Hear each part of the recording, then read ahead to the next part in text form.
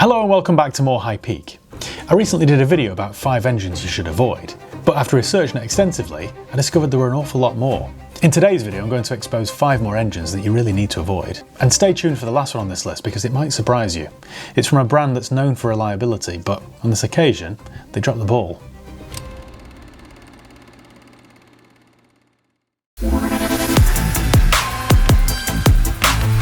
Right, first up on this list, number 1 is the Mercedes V6. Now specifically, it's the M272 engine, and these were available from the mid to late 2000s. You'll find these in the C-Class, the E-Class, the S-Class, the CLS, the SLK, the CLK, and some SUVs. They were smooth and powerful V6s, but they had one fatal flaw: the balance shaft sprocket. You see, early versions were made from metal that wore out far too quickly. When that gear gets chewed up by the timing chain, the cam timing drifts, you get fault codes, rough running, and eventually catastrophic failure. Owners reported problems as early as 40,000 miles, and the repair bill can be in the thousands because the whole thing's got to come out. Mercedes updated the design in 2007 for 2008 cars, but beware because plenty of bad ones still exist out there on the market.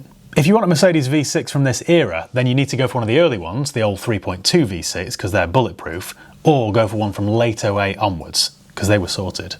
Or if you find an M272 or 273, make sure the balance shaft issue's been fixed. The second one on this list has actually burnt me many times. It's the Ford 1 litre EcoBoost.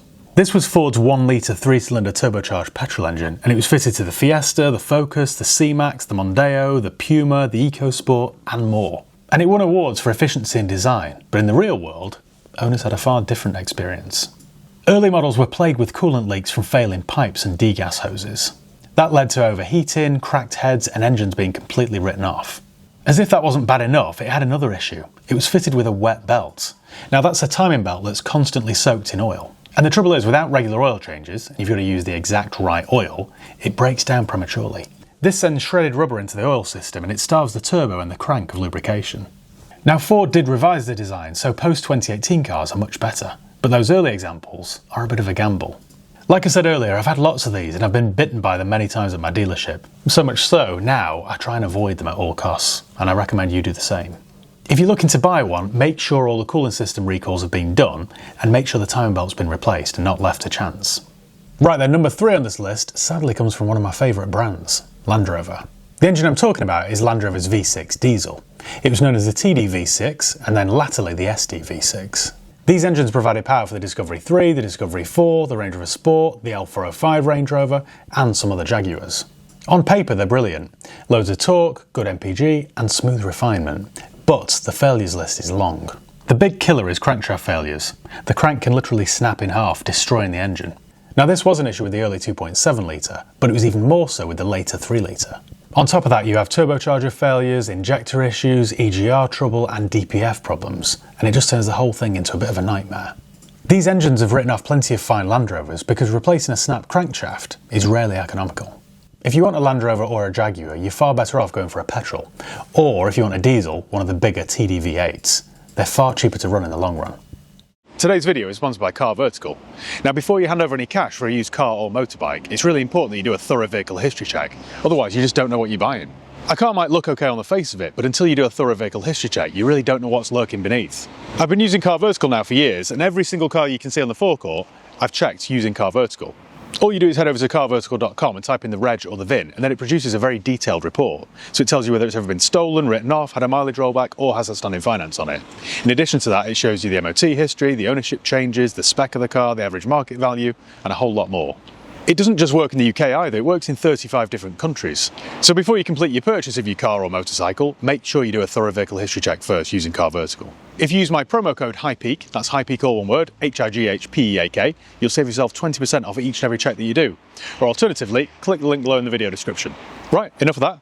On to number 4 then, and we're moving to France for this one. It's the Peugeot and Citroën 1.2 litre PureTech.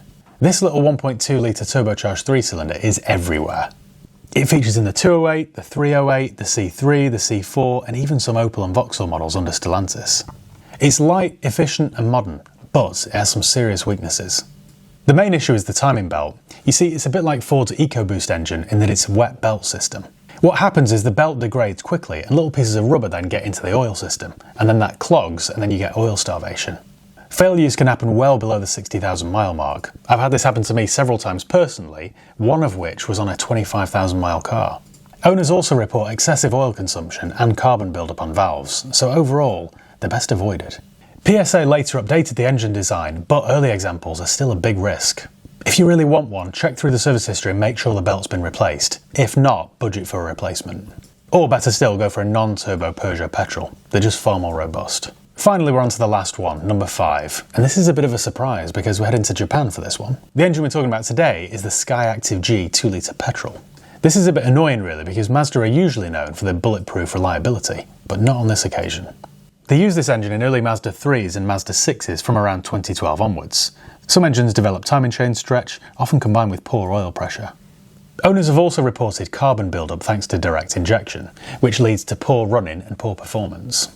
Whilst later versions of that SkyActiv-G engine can be dependable, early examples are a bit risky, especially if they've missed a service or they've been run low on oil. If you're shopping for a Mazda, I'd either go for a later engine build or make sure the service history is impeccable. This proves that even the most reliable brands can have weak spots. So there you go, 5 more engines to avoid if you're shopping for a used car. You've got the Mercedes V6 with its self-destructing balance shaft, Ford's fragile EcoBoost, the Land Rover V6 Diesel that eats crankshafts, Peugeot's timing belt in oil disaster, and even Mazda's early SkyActiv. They all show that you can't assume a badge guarantees reliability. You know, the weird thing to get your head around is that high MPG doesn't always mean lower running costs in the long run. What I recommend you do is check the specific engine code, research the weak spots, and check the service history. Never just buy on looks or badge appeal alone. So I think that's about it. If you've owned a car with one of these engines, let me know your experience below in the comments. But until next time, thank you once again for watching. Make sure you give the video a thumbs up if you enjoyed it. Make sure you subscribe if you haven't done already. You can follow me on Facebook, Instagram, Twitter, TikTok. I'll leave the links below. And yeah, cheers guys. See you next time.